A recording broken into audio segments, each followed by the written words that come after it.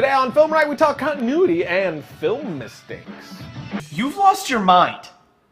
Officially. I'm not saying it's my personal most anticipated. I'm saying in general it's the most anticipated. No. You can't deny that it's popular. I did not deny this sad fact. Well, there you It's go. popular, not the most anticipated of the year. It's a glittery vampire and an emo werewolf. People love it. It's obscene. It's a love story. It's the perversion of all things cinematically good. It's beautiful. It's the film equivalent of Justin Bieber. I love it. It's like the wait, what?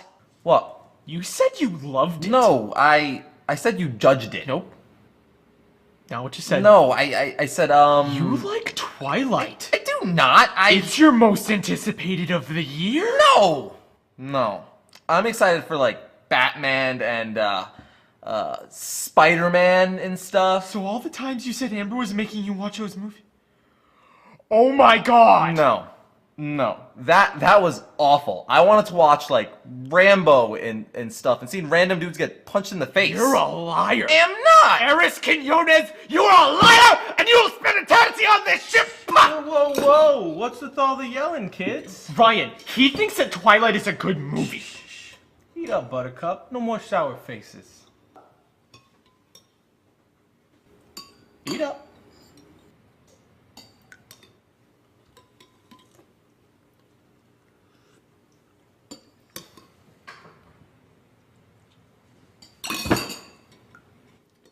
Oh god!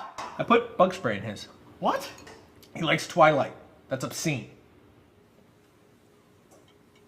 Harry?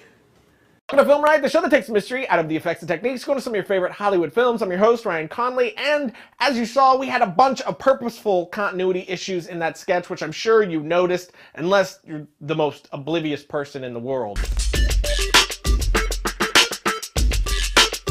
The main thing you think about when you think continuity is the change of something obvious within a scene, like a glass that was mostly empty suddenly is full, or a cigarette continuously changing lengths. You could initially pass this off as not a big deal, and when it comes to comedy, I would mostly agree that it isn't really that big of a deal, but pretty much any other genre will suffer greatly from poor continuity. A good film is basically a magic trick. You create this illusion of another world and these characters that don't exist, and then ask your audience to give themselves over to it and suspend all disbelief. So when you have a glaring continuity error, you jeopardize your illusion and will usually pull your audience right out of your film, which will greatly damage your pacing and distract from your story. Some of the most common errors, like I mentioned before, can be avoided easily by getting a good script supervisor on your production, also known as the continuity supervisor or continuity. Right. This is the person that's not only keeping an eye on the script as you shoot to make sure you stay on track, but also the one who will keep an eye on all things continuity. If your actor does a take where he crosses his arm on a certain line and the director likes that take, the script suit will mark down on the script to make sure that the actor repeats this. This is also the person who will take pictures of the arrangements of things on tables, counters, and so on, and although these guys or gals are the first line of defense for good continuity, they aren't the only ones responsible. Everyone on set should be assisting with this. For instance, the makeup department should be taking pictures of their actors and keeping a close eye on the work they do. That way a cut on the actor's face isn't placed on the left side one day and then the right side on the next day. It happens. I'm looking at you, Lord of the Rings. Another thing to keep in mind is that continuity is more than just objects on a table or a scar on a Metro Hobbit's face. It has a plethora of other avenues in a film, like visual continuity. For instance, say you have two people looking at the same thing, like a giant gorilla breaking it off.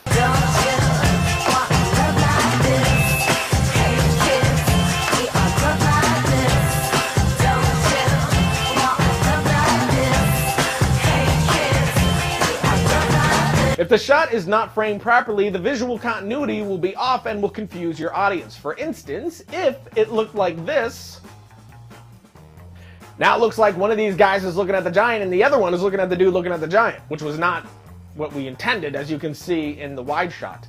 And the same will go for a conversation scene, but in reverse. And the last thing that I'll bring up as far as visual continuity goes is this. Whereas this one is a bit more loose and you can get away with it a lot easier, which is something I often break. If your actor leaves one room and then is running towards something, you want to keep his visual trajectory the same. So if he leaves running from left to right, in the next shot he should still be running from left to right. I personally throw this rule out the window like 90% of the time, but there are times where it really helps. Say you want to show your actor leaving a house and driving somewhere else, then later he will come back. Now, I will have my actor leave the house and show the car going from left to right. Then on the road, he's still going from left to right. Then the actor arrives at his destination, high-fives someone at random, and then wants to head home. This time, my actor will travel from right to left. So now I've set up this visual continuity that the actor driving from left to right means he's headed to that place, and from right to left means he's going home. One is going to, one is coming from. So now I can use this to my advantage throughout the story. But that is basically it. Continuity is something that is often overlooked in no-budget productions, which shouldn't be at all, since better continuity costs you nothing. As a low-budget filmmaker, we mess up all the time, so it's nice to know that the big dogs F up pretty bad every now and again too. Like for instance, in the first Pirates of the Caribbean film, you can clearly see a crew member over Jack Sparrow's shoulder. Don't think that they were supposed to have a straw cowboy hat, aviator glasses, and white tees on the ship. Or in Terminator 2, the T-2000 breaks the glass of the helicopter and oozes his way inside. Awesome? Yes, but suddenly the copter's windshield has repaired itself.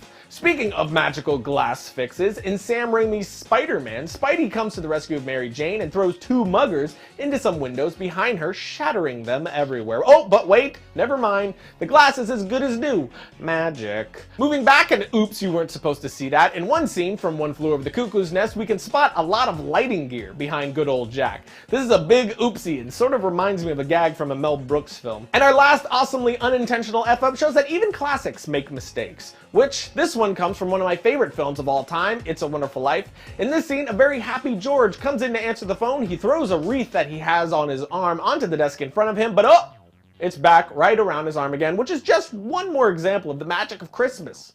So there you go. Even the pros mess up every now and again, so buck up, buckaroo.